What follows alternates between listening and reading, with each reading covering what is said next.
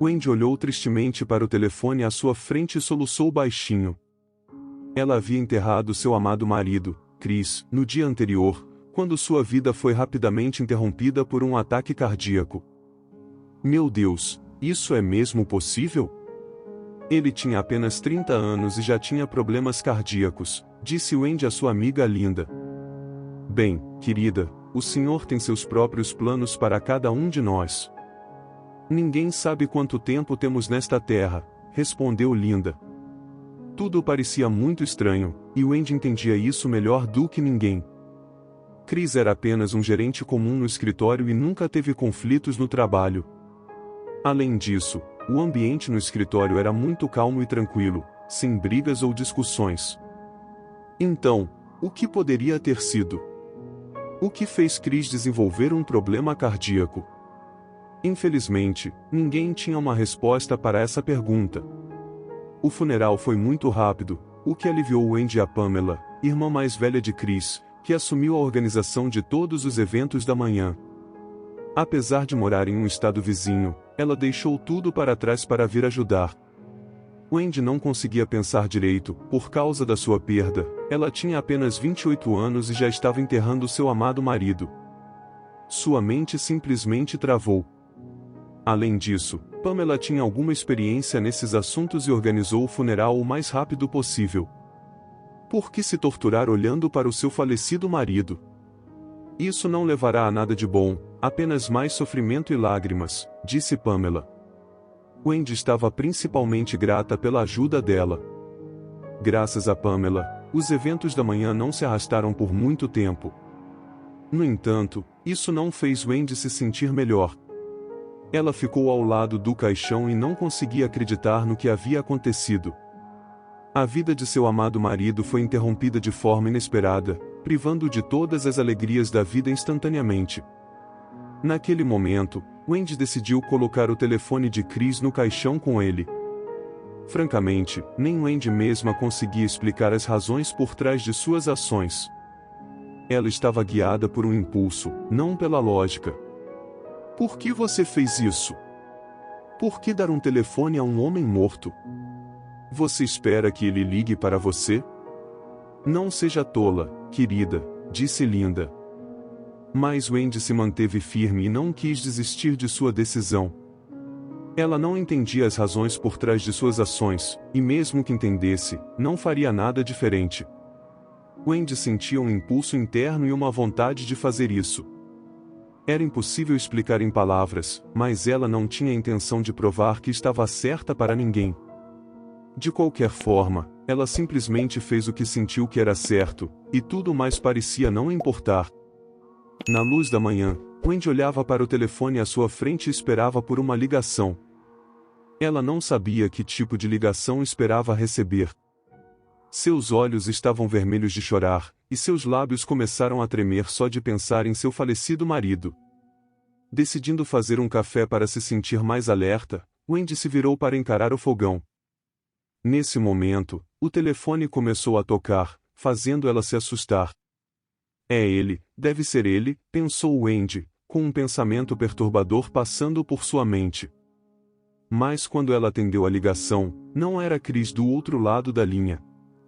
Em vez disso, era um funcionário do banco oferecendo condições extremamente favoráveis para um empréstimo. Wendy respondeu distraída, sem realmente compreender o que estava dizendo. A esperança que havia nascido em seu coração foi imediatamente apagada como uma estrela cadente que iluminou o céu por um breve momento. Sua tola, o que você esperava? Que Chris ligaria para você do outro lado? Isso é simplesmente loucura, pensou Wendy. No fundo, ela sabia que milagres não aconteciam e que Chris nunca entraria em contato com ela do além. A vida continuou apesar da dor e amargura de perder seu marido. Para distrair-se de seu luto, Wendy decidiu ir à loja. Ela não sabia o que precisava comprar ou por que estava indo lá.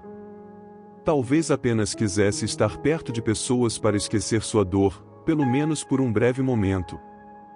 Quando ela chegou à porta, o telefone tocou. Surpresa, Wendy caminhou até a mesa. Desta vez, Ela viu o nome na ligação e quase desmaiou de choque. Era inconcebível e perturbador, fazendo Wendy tremer por todo o corpo. A ligação estava vindo do telefone de Chris, o mesmo telefone que ela havia colocado dentro do caixão dele. Além disso, era uma chamada de vídeo, o que só aumentou a surpresa de Wendy. Segurando o telefone nas mãos, ela atendeu a chamada tremendo de medo. Ela estava com medo de ver o rosto sem vida de Chris chamando-a do outro lado. Mas quando Wendy ouviu a voz do telefone, sua ansiedade aumentou ainda mais. Era uma voz rouca e grave que não poderia pertencer a Chris, e ela percebeu isso desde os primeiros segundos da conversa. Tendo aberto os olhos, Wendy viu um homem na casa dos 50 anos na tela. Ele tinha uma barba por fazer e bochechas afundadas que pareciam, no mínimo, peculiares. A surpresa de Wendy não conhecia limites. Quem é você? Qual é o seu nome e como você conseguiu o telefone de Chris? Perguntou ela. O homem na tela parecia desconfortável e então, com a mesma voz rouca, disse, eu sou Jack, senhorita. Jack. Quem é esse Chris do qual você está falando? Wendy deu um suspiro profundo, pronta para lançar um ataque de raiva, mas o homem sem teto a interrompeu descaradamente. Ah, entendi, senhorita. Provavelmente é aquele pobre homem com o telefone no caixão, certo? Wendy ficou chocada, com o coração acelerado. Ela ainda não conseguia entender o que estava acontecendo e como o telefone de seu falecido marido havia parado nas mãos desse homem. Como se lesse seus pensamentos à distância, o homem sem teto chamado Jack, disse, por favor, não me confunda com um ladrão de sepulturas, senhorita. Eu moro no cemitério, então sempre sei o que está acontecendo aqui. Acho que deveríamos nos encontrar e conversar. Eu estarei esperando por você perto da entrada. E por favor, não chame a polícia. Eu não preciso de problemas agora, está bem? Eu estarei lá em breve, exclamou Wendy e desligou o telefone imediatamente. Sua mente estava em caos, e ela se sentia inquieta com a sobrecarga de informações. Apenas ontem, Wendy havia enterrado seu marido, e hoje esse homem estava ligando do telefone dele e oferecendo um encontro. Tudo isso era muito estranho, e Wendy queria entender o que estava acontecendo. Ela não tinha medo do cemitério da cidade, especialmente porque o homem sem teto havia marcado o encontro durante o dia, quando as sepulturas e lápides não pareciam tão assustadoras. Conforme prometido, o homem a esperava perto da portaria. No momento em que Wendy viu Jack com seus próprios olhos, ela soube que sua intuição não a enganava. Ele realmente era um morador de rua, sobrevivendo com bicos oferecidos pelo cemitério. Olhando para Wendy, o homem suspirou e demonstrou constrangimento e tristeza. Como você provavelmente adivinhou, eu vivo no cemitério. As pessoas me pagam para arrumar túmulos, remover ervas daninhas e pintar a cerca. Eu costumava ser um espião e servir nas forças especiais. Pelo menos metade do mundo me deve a vida. Um dia, lutando para manter a compostura e não rir, Wendy interrompeu. Claro, eu entendo que você está apenas tentando desviar minha atenção de sua vida sem rumo. Mas quando Jack começou a compartilhar algumas de suas histórias de espião com a mulher, sua paciência se esgotou. Podemos chegar ao ponto?